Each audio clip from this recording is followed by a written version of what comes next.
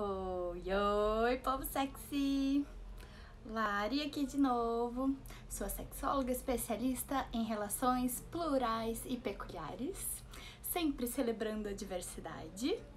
E hoje eu venho com muitas terminologias, muitos conceitos, várias reflexões, alguns debates aqui pra gente conversar e construir isso tudo junto. E segura na minha mão firme que hoje vai ter muita nomenclatura, então é um pouco confuso e também tem muita coisa em construção, então ainda tem alguns termos que se usam de uma certa forma, mas não se acha na academia, por exemplo, uma coisa mais formal, científica. Então realmente pode ser um pouquinho confuso, mas eu vou fazer o possível, o meu melhor, para destrinchar e fazer essa simplificação dos conceitos para vocês entenderem um pouco melhor sobre o assunto de hoje, que é disforias. Antes de entrar no assunto mesmo, eu quero dar uns recadinhos e mostrar para quem não viu nos meus stories a novidade e que eu comentei em outras lives, que no fim de semana foi o meu aniversário, mas o presente eu comprei pra nós todos. Então, chegou o primeiro, a primeira encomenda chegou, olha que linda! Então, vocês podem começar a fazer as perguntas e os pedidos de assuntos que vocês querem que eu traga, que agora dá pra mostrar e demonstrar muito mais, muito melhor do que só em desenhos ou só falando. Então a compreensão fica muito mais rica, né? Muito mais fácil, facilitada. Então, essa é a primeira prótese que chegou. Ela é um pouquinho difícil de mostrar todas as estruturas, mas ela é molinha, então ela é bem legal de demonstrar como, por exemplo, utilizar o preservativo interno. Então, por esses detalhes, eu também encomendei uma outra que ainda não chegou, que ela é uma estrutura dura, não é molinha de silicone, que nem essa. Então, tem certas coisas que eu não vou conseguir fazer tão bem naquela outra, mas ela mostra melhor algumas outras estruturas que aqui estão as básicas, digamos assim. E é dessa aqui, ó, essa menina, que tem vários materiais educativos e deles eu comprei essa linda vulva. Então eu tô bem animada. Foi um passo importante aqui pra mim, profissionalmente, também pra ajudar vocês. Então, com o meu aniversário, sai todo mundo ganhando. O outro recadinho que eu tenho é que amanhã eu vou ter uma live extra em conjunto com o desafio da Lelê. Eu vou conversar com a psicóloga Dayana e a gente vai bater um papo sobre vários assuntos. Então eu vou dar uma pincelada por cima de muitos assuntos interligados. A gente vai falar sobre autoestima, sexualidade, libido, gestação e puerpério, autoconhecimento e prazer. Então são muitos assuntos, obviamente eu não vou conseguir aprofundar, porque cada um desses assuntos podia ser uma live inteira, um curso inteiro, inclusive um dos meus cursos base, que eu vou fazer pelo menos uma vez esse ano de novo, é o autoestima e sexualidade. Então esse tema realmente é bem abrangente, pode ser muito mais aprofundado do que a gente vai comentar amanhã, mas essa temática eu já fiz em 2 grupos desse desafio da Lelê, com a Day também, e foi muito interessante e é muito legal porque cada dia sai de um jeito, dependendo das perguntas que aparecem, de acordo com a interação do pessoal que tá ao vivo. E é uma página relativamente grande, então a gente tá esperando bastante interação, bastante pergunta, e eu espero vocês lá também. E vai ser amanhã, sexta-feira, dia 29, às 20 horas. Geralmente eu faço essas aqui às quintas, às 19, e amanhã vai ser às 20 horas. Então tô bem animada, espero que vocês se animem junto e venham com a gente. E espero que fique lá salvo e eu consiga também passar pro meu canal do YouTube, como eu deixo aqui as minhas lives. Então, de lá pra cá pro IGTV, talvez eu tenha que cortar, né, de 15 em 15 minutinhos. E aí lá no YouTube fica completa. E terceiro e último recadinho. Semana que vem começa o nosso workshop online, o primeiro do ano, primeiro de 2021, Corporeidade Sexy. Então, se vocês não viram os meus últimos posts, eu tenho falado muito sobre corporeidade, né? Não só corpo, mas essa percepção do corpo, esse relacionamento com o corpo, como isso influencia também nos nossos relacionamentos com outras pessoas. Então, dá uma checada nos últimos posts e se você estiver interessado, já me manda o PV pra a gente acertar e já te inscrever. É bem simples, sem mistérios, vai ser uma semaninha de conteúdo muito produtivo, muita transformação. E é um preço mais acessível do que os meus cursos base, porque os meus cursos base são maiores, que é o Sexualidade Repaginada e o Autoestima e Sexualidade, que eu também vou lançar aí 1 ou 2 vezes por ano esses cursos e alternar com esses workshops menores e mais acessíveis. Vamos então para o tema de hoje, disforias. Deixa eu até colocar aqui, porque ele já tá no título, mas deixa eu ver. Hoje eu tô conseguindo colocar aqui. Vamos lá, fixar comentário. Ok. Disforia. Disforia seria o contrário de euforia. Então, euforia é aquela alegria, aquele bem-estar. E a disforia é um mal-estar, pode ser uma deprê, né? Uma certa depressão, angústia, ansiedade. Então, é esse sentimento negativo e não tá se sentindo bem em relação a alguma coisa. É um desconforto muito acentuado, muito grande. Quando a gente fala de disforia, na área de sexualidade, vem à tona a disforia de gênero. E por isso que eu quis falar sobre disforias hoje, porque amanhã, dia 29 de janeiro, aqui no Brasil, é o dia que a gente tem da visibilidade trans. Porque em 2004, dia 29 de janeiro de 2004, homens trans, mulheres trans e travestis se organizaram para fazer a campanha chamada Travesti e Respeito, lá em Brasília, no Congresso Nacional, para trazer visibilidade para as pautas e trazer à tona esses debates e como é importante ter um olhar do Estado também para ajudar essas pessoas que são tão marginalizadas na nossa sociedade. Antes de entrar na parte de disforias de gênero, quero trazer alguns poucos dados. Janeiro inteira é o mês, por conta desse dia, é também o mês da visibilidade trans. Eu não quis trazer hoje tantos desses dados específicos da comunidade trans. Eu posso trazer outro dia se vocês quiserem. Mas eu já comentei alguns desses fatos, estatísticas e tudo mais em outras lives, que também foi abordada a questão trans. E hoje eu vou trazer mais o foco mesmo em disforia e corporeidade e tudo mais.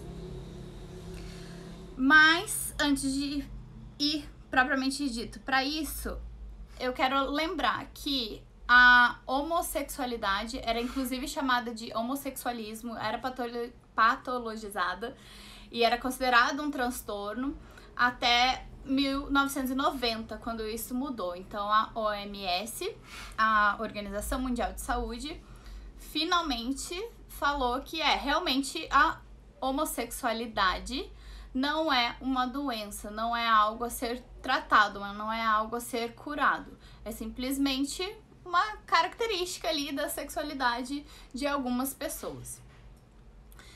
E, infelizmente, a transexualidade foi vista como transtorno até 2018.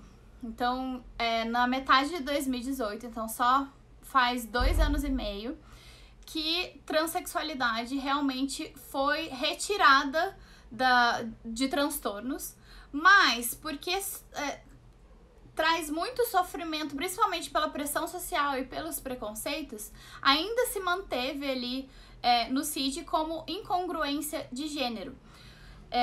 Porque não tem que ser tratada a questão de não ser mais incongruente, né? De forçar a pessoa ser aquele gênero a que ela foi atribuída a partir da visualização da genitália ao nascer.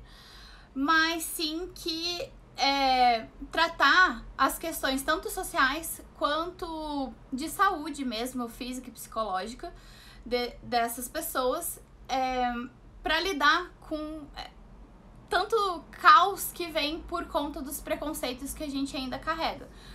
Também por essas questões, né, da própria medicina ter levado tanto tempo para retirar a visão da transgeneralidade ou transexualidade, de ter essa visão de patologia, de transtorno, de um problema a ser consertado.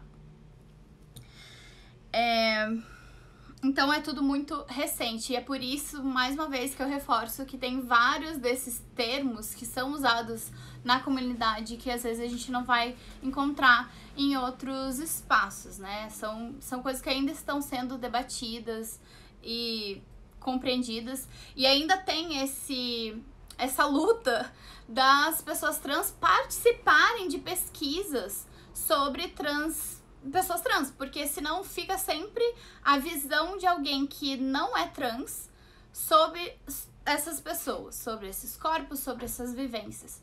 Então, tem que haver essa conversa aí, essa ligação entre as pessoas trans também participando, né, sendo pesquisadoras e pesquisadores de populações trans. Bom, eu não vou continuar para esse lado, porque senão eu vou voltar naquelas estatísticas que eu falei que eu não queria focar hoje. Só, né, deixando bem claro que o Brasil realmente é um dos países mais transfóbicos do mundo. Lógico que tem outros que são piores no sentido de ser crime, de proibir e tudo mais. Aqui é permitido, né, mas ainda tem muito preconceito e violência contra essas pessoas e marginalização. Então elas são realmente colocadas muitas vezes de lado, tendo problemas tanto de acesso à escolaridade quanto de trabalho. Mas voltando à disforia. A questão de disforia de gênero, então, é quando a pessoa tem... Ao se perceber que ela foi designada, né, foi atribuído um gênero a ela, de acordo com que ela nasceu, com o sexo biológico dela, que às vezes pode ser até equivocado se a pessoa for intersexo e não for percebido ao nascer. Essa pessoa vai ter, de novo, né, voltando ao conceito do que é disforia por si só. Essa angústia, esse mal-estar com essa relação de gênero, com essa identificação de gênero. Então, essa identidade dela não bate com o que dizem que ela teria que ser. Vão ter pesquisas diferentes, com dados diferentes, números diferentes, e também é muito difícil de ter certeza qual é a porcentagem dessa população. Primeiro que tem muita gente que não tem nem acesso, né, nem sabe dessas informações, então acaba se forçando a ser de um jeito e sofrendo e tudo mais, e não conseguindo entender que, na verdade, ela pode se identificar com outro gênero que não ao que foi atribuído. E lembrando que não é só no gênero oposto, né? A pessoa pode ter nascido com uma vulva e falaram que ela seria uma mulher, e não necessariamente ela vai se identificar, ela é uma pessoa trans que se identifica com ser homem, mas pode ter, dentro desse espectro trans, tem uma diversidade grande de gêneros. Tem agênero, Tem... inclusive a Kali, que a gente fez 2 lives aqui seguidinhas, já faz uns meses, que a gente falou sobre não monogamia, BDSM, entrevistei ela. E a Kali é uma pessoa que se identifica como demigirl. Então, é um tipo de gênero que não tá nessa binaridade. Ela também poderia ser considerada provavelmente trigênero, porque ela comentou dessa questão, tanto homem quanto mulher, quanto uma terceira. Então, tem essa questão fluida, mas o demigirl é mais nessa questão de, geralmente, na maior parte do tempo, ela se identifica e se demonstra, e se veste, se expressa como o que a gente considera feminino, como mulher. Então, essas questões são confusas para muitas pessoas, porque a questão de gênero, identidade de gênero, é diferente da orientação sexual, que também é diferente da expressão de gênero. Então, às vezes a pessoa pode ter essa confusão e achar, de repente, que ela não tem aquele gênero só porque ela gosta de se vestir de uma maneira mais andrógena, por exemplo. Então a gente tem que tomar esses cuidados que, principalmente se a pessoa quiser intervenções que vão afetar na saúde dela, né, como hormonização, como cirurgias permanentes e tudo mais, ter essas informações e ter muito claro esse diagnóstico, esse conhecimento da pessoa de que ela tem a liberdade, na verdade, de ser de um gênero e não necessariamente tá naquela caixinha dos papéis de gênero que a nossa sociedade atribuiu.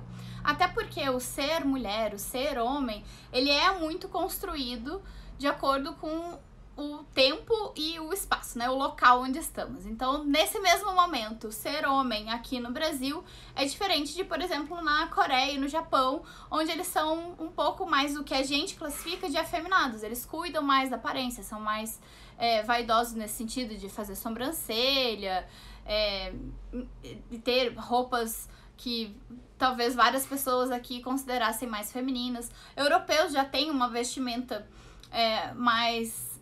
que a gente também tem uma visão de feminino. Então, por exemplo, quando eu morei na Austrália, uma amiga minha falava que achava estranho o jeito que vários australianos e europeus que estavam lá se vestiam, porque parecia muito feminino para ela. Calças mais justas, outros tipos de corte, outros estilos. Então, a gente tem que ter esse cuidado também. Então, a disforia de gênero é quando tem esse desconforto com a identidade de gênero, não necessariamente a expressão de gênero. E aí, a gente vai ver que é muito difícil achar textos que falem de disforia corporal. Mas quando você vê vários vídeos, por exemplo, de pessoas trans, eles falam muito de disforia corporal. Mas, na verdade, tem outros termos que seriam, por exemplo, transtorno dismórfico corporal. Mas que é outra coisa, que não é exatamente a disforia corporal que se fala na comunidade trans. Então, na comunidade trans, por exemplo, não quer dizer que toda pessoa trans, sendo ela trans masculino, feminino ou fluido ou um outro tipo de gênero, né, que ela vai necessariamente ter disforia corporal, ter disforia genital, por exemplo. Então, tem várias dessas pessoas trans que realmente sentem que é como se estivessem num corpo muito errado. Então, essas cirurgias realmente fazem toda a diferença na qualidade de vida dessas pessoas, no bem-estar, e até para elas se sentirem mais seguras, com mais passabilidade, né? Como se elas passassem mais por aquele gênero em que elas se identificam, e assim não sofrem tanto preconceito e tanta violência. Então, elas têm mais acessos do que quem tá nesse meio termo, digamos assim, e acaba tendo essas marcações muito fortes e que todo mundo vê facilmente que é uma pessoa trans. Mas tem várias pessoas trans, por exemplo, mulheres trans e travestis, que até querem colocar prótese, mas não querem, né, só com a hormonização, de repente não conseguiu o tamanho de mamas, de seios que queriam, e aí também querem fazer, umas querem fazer a cirurgia de redesignação de gênero, que seria genital. Mas tem várias que só querem colocar a prótese e estão super bem com o genital delas. E tá tudo certo. E tem gente que não quer, nem, mesmo sendo oposto, né, o gênero oposto, não querer fazer nenhuma modificação dessa com hormônio ou, né, com cirurgias. Às vezes é só uma questão de se entender daquela maneira e se colocar no mundo, se apresentar com os pronomes que mais se identifica. Tem muitas pessoas trans não binárias também, por exemplo, que vão preferir pronomes neutros, e tem gente que não vai ligar para os pronomes, qualquer pronome que você a chame, ela vai tá bem. Então sempre é legal perguntar, não tem problema perguntar qual é o pronome que ela prefere, respeitar sempre o nome social. A gente chama tantas pessoas, né, pelo apelido. Qual que é o problema de chamar a pessoa pelo nome social, o nome que ela escolheu, que ela se identifica? Não faz sentido a gente tá ok com vários apelidos, e aí quando uma pessoa trans vem com o nome que ela se identifica mesmo, que é o nome dela, as pessoas vêm com preconceito. Mas qual que é o seu nome de verdade? Qual que era o seu nome antes? Ou então insistir em chamar pelo nome que tá lá no registro, né, lá quando nasceu. Pra quê? Não faz sentido, né? Se a pessoa se sente confortável com aquele nome, aquele nome é o dela. E mesmo que ela ainda não tenha conseguido trocar oficialmente os documentos dela, o nome social é o nome que deve ser usado por todas as pessoas. Então, na disforia corporal, é o tipo da coisa que não é só de pessoas trans, né? Tem, por exemplo, mulheres cisgênero. Cisgênero é quando a pessoa se identifica com aquele gênero em que ela foi designada, atribuída ao nascer. Então, ela não transcendeu o gênero, então ela é cisgênero. As mulheres cis, tem várias que têm disforia com a menstruação. Então, elas têm um desconforto, uma angústia, uma rejeição muito intensa com a menstruação. Então, não só pessoas trans necessariamente vão passar por isso.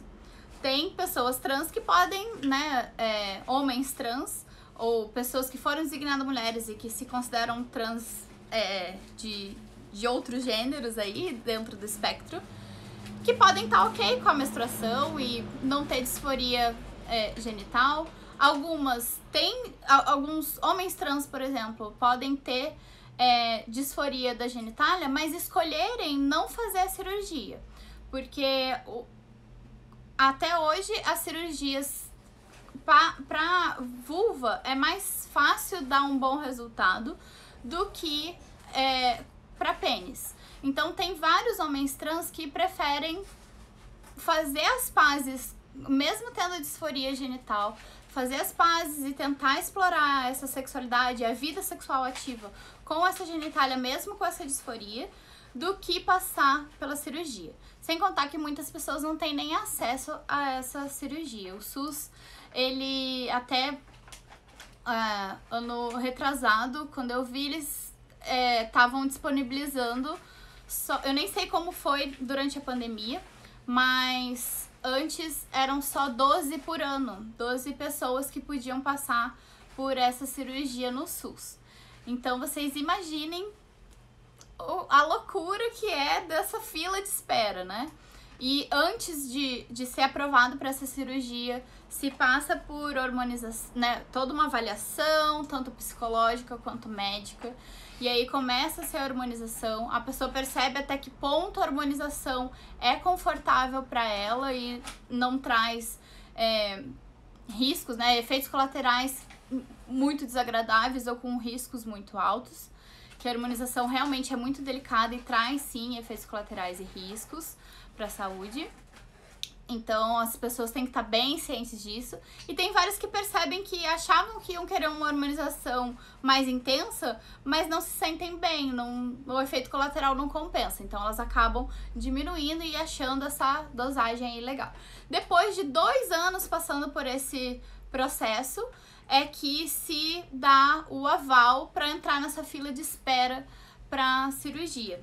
E lembrando que não é só uma cirurgia que essas pessoas passam, né? Geralmente, quando essas pessoas trans de gênero realmente oposto e sentem uma disforia corporal bem grande, querem fazer várias cirurgias. Então, ou colocar ou tirar as mamas e transformar lá embaixo, que geralmente não é uma cirurgia só. Às vezes tem mais de uma cirurgia, mais de uma etapa para fazer esse órgão por completo.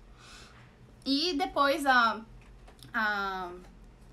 o pós-operatório para o canal vaginal também, a pessoa tem que fazer a dilatação, que é com equipamentos, digamos assim, acessórios específicos para manter esse órgão o melhor possível. Acho que tem uma perguntinha. Não, tá.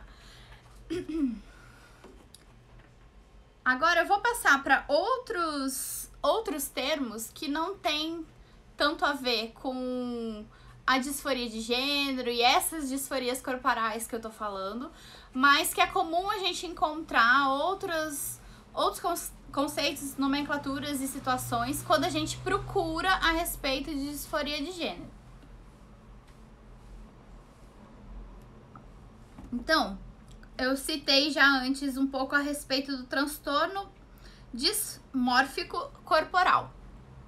Esse transtorno, o TDC, ele pode ser com qualquer pessoa, tanto cis quanto trans, mas ela, na verdade, é quando a pessoa se incomoda com algum defeito muito pequeno, muito sutil, até quase ou realmente imperceptível para outras pessoas, ou até que ela criou na cabeça dela e nem existe. E não é só uma insatisfação normal, porque insatisfação com partes do corpo quase todo mundo tem. Ainda mais, né, com a mídia bombardeando a gente com informação de padrões de beleza, quando a gente, independente de gênero, tá sofrendo pressão estética, quando a sociedade exige isso, quando a gente percebe que certos padrões vão facilitar, inclusive, a achar emprego, quando a gente também vê essa questão de gênero de novo, que por mais que qualquer pessoa, independente do gênero, vá sofrer essa pressão estética, a mulher também sofre machismo, então ela é vista como valorizada a partir de sua aparência, sua estética, o que é bastante problemático. Então, ter essa insatisfação com peso ou uma parte do corpo e tal, são comuns. E isso também pode ser tratado, pode ser trabalhado e tudo mais, melhorado.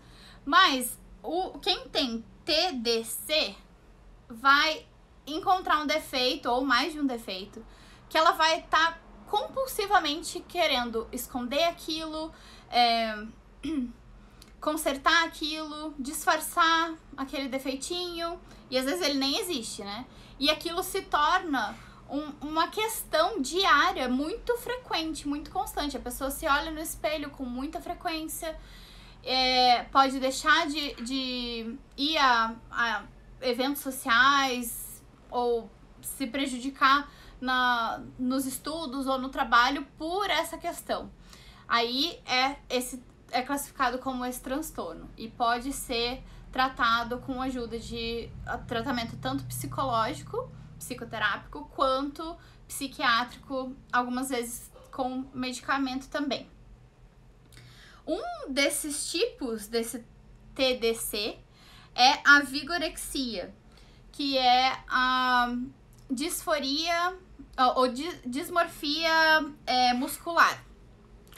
É quando geralmente homens, não sempre, mas geralmente homens, que querem ser muito musculosos, muito grandes, muito musculosos. E aí eles acabam tendo essa obsessão por exercício, de levantar peso, de alimentação, suplementação e não sei o que, tudo pra ficar grande. Mas não importa o quanto eles cresçam, o quão musculoso eles fiquem, eles ainda têm a distorção de imagem deles próprios, como se eles ainda fossem franzinos, como se eles ainda fossem pequenos, como se eles ainda não fossem grandes e musculosos o suficiente nunca.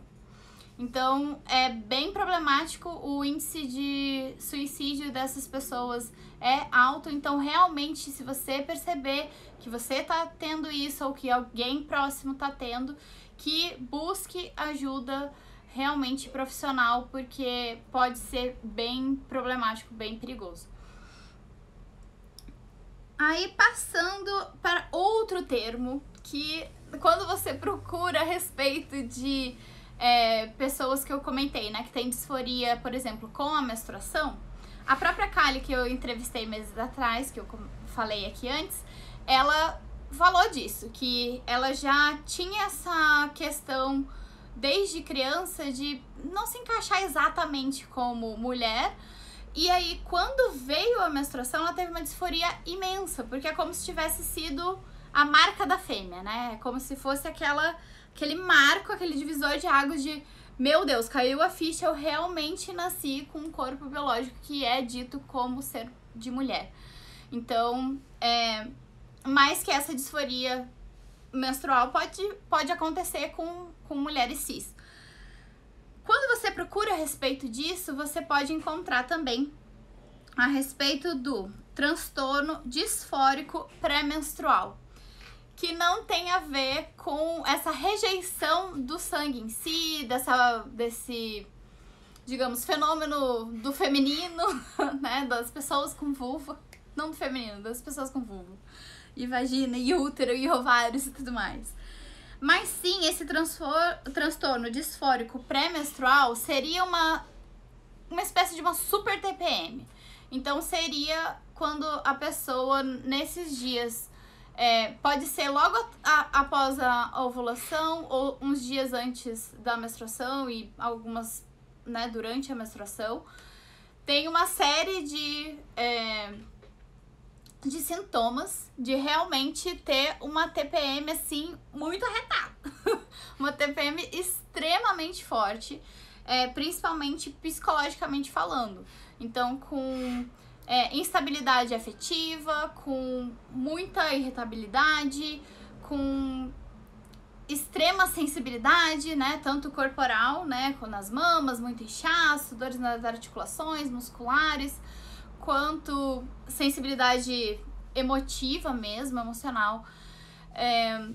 Então, se essa pessoa tem esses sintomas muito exacerbados, extremamente fortes, entre outros sintomas, mais de 2 ciclos seguidos, ela pode estar dentro desse transtorno disfórico pré-menstrual, que também pode ser tratado com a ajuda aí da ginecologista e psiquiatra. Então, vão ter aí algumas coisas que vão ajudar, como exercício aeróbico a partir da ovulação, pegar sol faz bem, alimentação, né, ômegas 3 vão ajudar, cálcio, eu não vou lembrar as medidas certinhas, vitamina B12 e carboidratos complexos vão ajudar nisso também, porque outro sintoma também é essa compulsão alimentar ou, né, essa fissura por certos alimentos específicos, o que é muito sintoma de muita TPM normalzinha, digamos aí, né? Mas quando isso é um combo muito forte, muito, muito, muito intenso, pode estar dentro desse transtorno, que pode aí ser tratado tanto com esses suplementos e estilo de vida, quanto com medicamentos aí com ajuda tanto do seu ou da sua gineco, quanto psiquiatra. Alguma pergunta, gente? Dos pontos e dos termos que eu queria trazer hoje, focar hoje, são esses.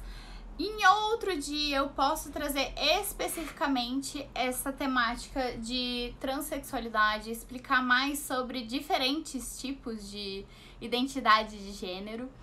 Eu espero que tenha ficado bem claro que a gente tem que quebrar um pouco os tabus de que ser mulher é só de um jeito, ser homem é só de um jeito, que a gente só tem essa binaridade.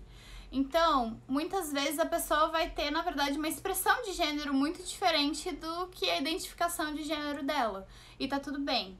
Isso não tem nada a ver com orientação sexual também. Isso é outra coisa. Outro aspecto que eu esqueci de comentar antes é que, inclusive, tem pesquisas que mostram que o cérebro mesmo de pessoas trans é diferente de pessoas cis. Então, também tem alguns aspectos biológicos mesmo para isso acontecer. Para orientação sexual, também tem alguns estudos que mostram algumas interferências durante a gestação que vão mudar alguns funcionamentos na gente, e isso também pode interferir. Mas como a transexualidade ela foi tirada do CID como doença, transtorno, faz pouquíssimo tempo, né? Só 2 anos e meio. É muito fácil de achar textos e vídeos e material na internet que ainda tem um viés muito estanque e muito preconceituoso e ainda muito desatualizado. Então, tomar cuidado com isso. E eu fico muito chateada quando, às vezes, até uma pessoa que tá trabalhando com isso e tal, fala como se fosse uma coisa muito estanque, como se a sexualidade humana como um todo fosse já decidida, né, e permaneceria igual desde a infância.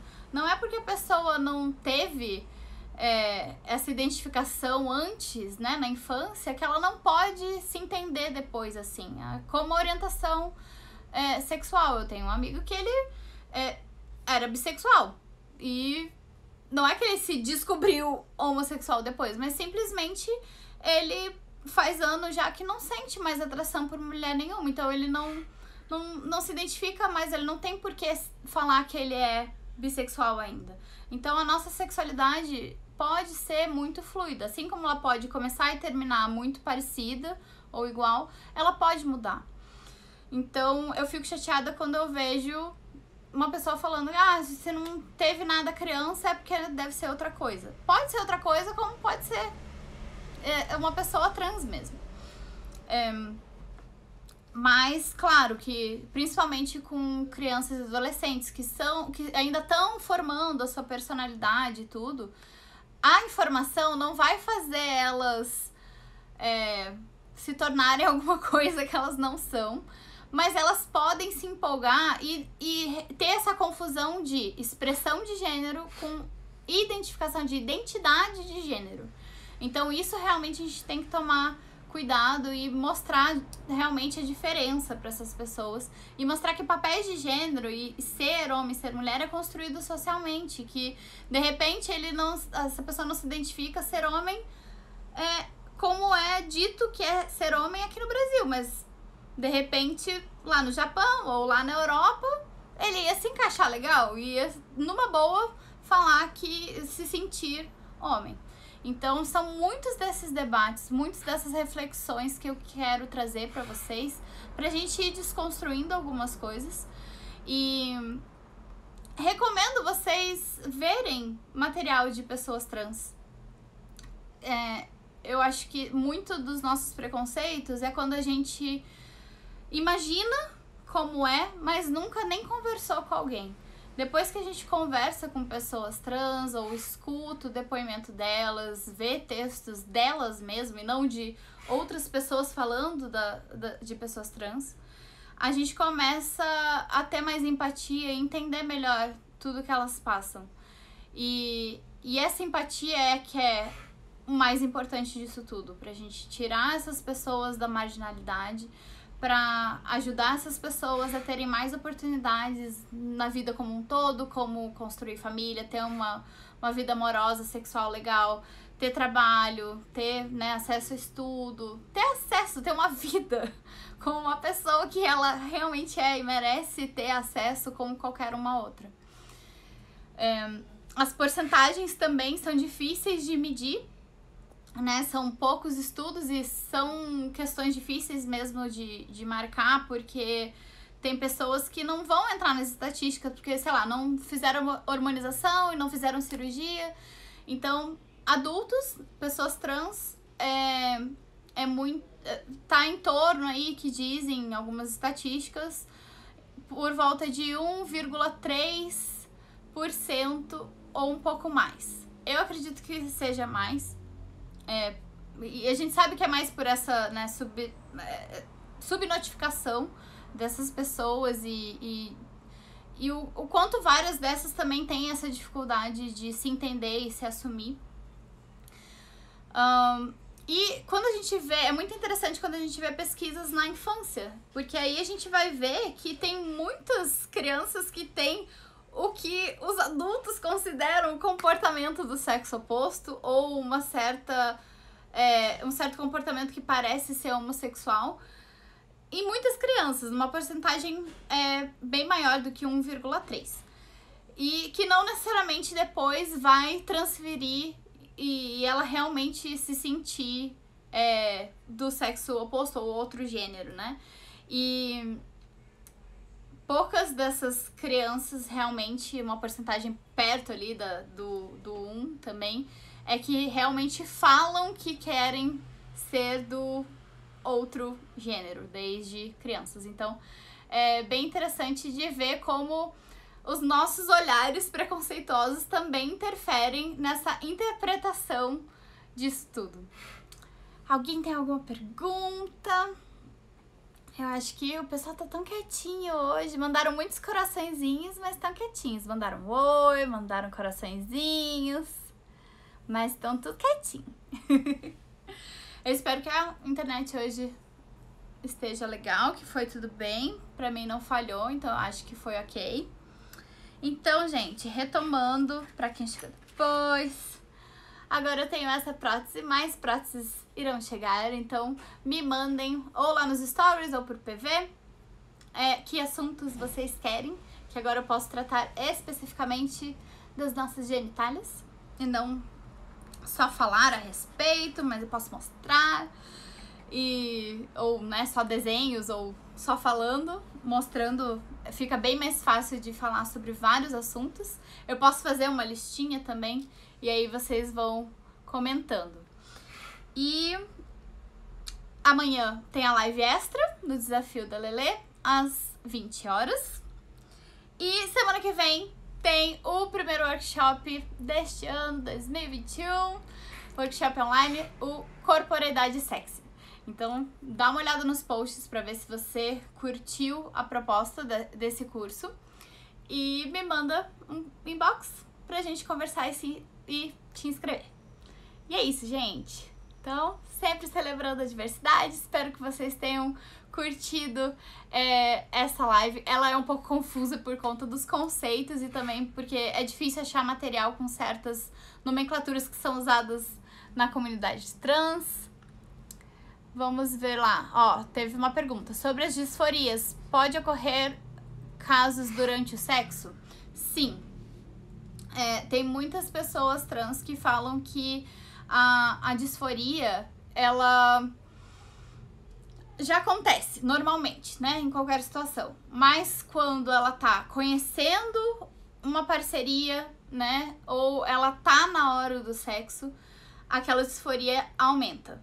Então, tem relatos de, por exemplo, um homem trans que não fez a cirurgia tem disforia com a vulva e passou muito tempo que só conseguia se relacionar, não conseguia nem ficar nu na frente das parcerias. Então, ficava sempre com cueca e colocava, às vezes, a cinta, né, com a prótese, né, o strap-on, com a prótese peniana, e não gostava de explorar a genitália que ele tinha, e depois de um tempo ele, né, com uma parceria que ele tá agora, ele legal de explorar, mesmo ainda tendo essa disforia. E já ouvi relato, por exemplo, de mulher trans que quando vai conhecer uma parceria, né, de um cara cis, um homem cis, ela parece que escancara na cabeça dela, né, na cara dela, que, ai meu Deus, será que vai ficar me comparando com as outras mulheres que ele ficou? E que características em mim ele vai ficar comparando com ele mesmo, né, relembrando que eu sou uma mulher trans. E é muito complicado a gente fazer essas quebras de padrões, se pra pessoa cis já é difícil, imagina pra pessoas trans. Corpos trans são corpos trans, nunca vão ser corpos cis. Então é muito complicado ter essa busca pelo padrão do cis, sendo que é um padrão que a cisgeneridade tá impondo. Não foi não foram necessariamente as pessoas trans que estavam desejando isso, mas tem tanta essa pressão e elas percebem tanto mais violência se a passibilidade é menor, que elas acabam se sentindo mais confortáveis e mais seguras se elas vão em busca dessa passibilidade maior. Acho que respondi a questão, mas se tiver mais dúvida pode perguntar. E sobre isso, às vezes tenho dúvidas. Tá. Sou pan, mas fico sem saber o que fazer quando relacionar com uma mulher trans que não gosta que toque na genitália dela. Mesmo tendo outros lugares pra explorar, eu curto provocar pela genitália também. Qualquer relação sexual ou fetichista, a gente percebe que tem que ter esse respeito pelos limites rígidos da outra pessoa, né? Então, por mais que você goste muito, respeitar se ela pede pra não fazer essa carícia específica. Se você quer conversar com essa mulher trans e falar que pra você tudo bem, e se ela estiver aberta e se sentir um mínimo segura pra começar a explorar isso e fazer um container, né, seguro pra essa pessoa, dizendo que não tem problema se ela chorar, que vocês podem parar a qualquer momento que ela pedir, que ela precisar, que ela demonstrar que tem que parar. Falar que você topa ajudar essa pessoa com a disforia dela. Trazer, de repente, conteúdos de pessoas que falam a respeito disso, de, né, se disponibilizar para achar algum profissional para ajudar essa pessoa, se ela quiser. Então, tem vários caminhos, mas realmente, se não for um limite, se for um limite flexível aí, pode ser que, e depende muito do vínculo que você tem com essa pessoa, né, com o tipo de relacionamento, o quanto ela confia também, e o quanto essa disforia é marcante, e se ela tem traumas também associados a essa disforia. Então, são assuntos muito delicados. Então, claro que a gente tem que ter todo um cuidado. Eu acho que você, dependendo desse vínculo, você pode falar para essa pessoa que entende, que sabe, que respeita a disforia, mas que se ela estiver aberta a explorar isso junto, aos poucos e sempre no ritmo dela, é um caminho a se seguir. Mas se realmente ela, né, insistir, não importa o que você gosta, se é um limite dela, é um limite dela. Como qualquer carícia, qualquer prática fetista, ou qualquer parte do corpo, qualquer tipo de carícia, carinho, toque, enfim. Tem pessoas que vão adorar uma coisa mais levinha, tem outras que vão morrer de cosquinha, então não vão querer. Então, isso é muito particular, muito individual, mas há treinos e explorações aí corporais que podem mudar isso. Isso é uma das coisas que a gente vai falar bastante no workshop Corporeidade Sexy, né? Tem treinos que, se a pessoa tem muita sensibilidade, ela pode mudar isso. Ou se ela, com vibrador, por exemplo, perdeu a sensibilidade, tem jeito de reajustar isso também. O nosso corpo, os nossos nervos, nossas terminações nervosas, nossa pele é muito mágica em muitos aspectos aí pra dor e prazer. Então, tem como explorar bem legal isso. Mas tem que sempre respeitar o psicológico aí de cada um, que cada um tá preparado, em que fase tá de desconstrução e tá podendo encarar isso tudo. Calma, consensualidade, respeito, conversa e confiança. Isso aí. Obrigada, ficava com essa dúvida. Ah, que bom que, né? Espero que eu tenha ajudado a dar uma esclarecida, mas é o que eu sempre digo. Aqui é uma coisa mais geral e eu posso estar falando uma besteira muito grande em relação a uma pessoa específica, porque realmente é muito individual. Então, eu tento trazer uma visão mais geral, mas para todas as pessoas que precisam dessa ajuda, que marquem atendimento personalizado comigo, pode ser tanto individual, quanto de casal, trisal, quadrisal, etc., quanto com família, ou a combinação desses atendimentos de acordo com o que cada pessoa precisa e cada objetivo, o que cada pessoa quer. Realmente um tema que quero aprender mais sobre é o Kinagem. Li um pouco sobre e amei. Kinagem. É isso? Eu vou até anotar aqui. Eu posso estar confundindo com outra coisa. Eu não quero falar nada pra não falar bobagem. Anotei aqui.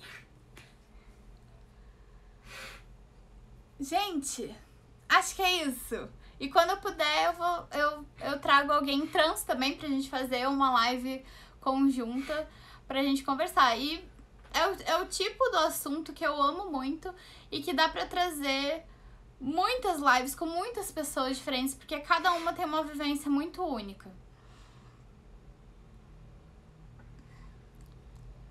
Ah, guinage. Tá, entendi. Não sei se escrevi certo, mas é o sexo sem penetração. Guinage. Sim, é uma delícia. Posso trazer mais também. Eu comento sobre guinage, assim, de vez em quando. Em assuntos diferentes que estão aí interligados. Que também é uma das coisas que eu vou trabalhar no workshop Corporeidade Sexy também. Amei o tema da disforia. Ai, que bom! É um tema confrontante. Mas eu gostei bastante de ter trazido esse assunto pra vocês. Espero que vocês tenham aprendido bastante.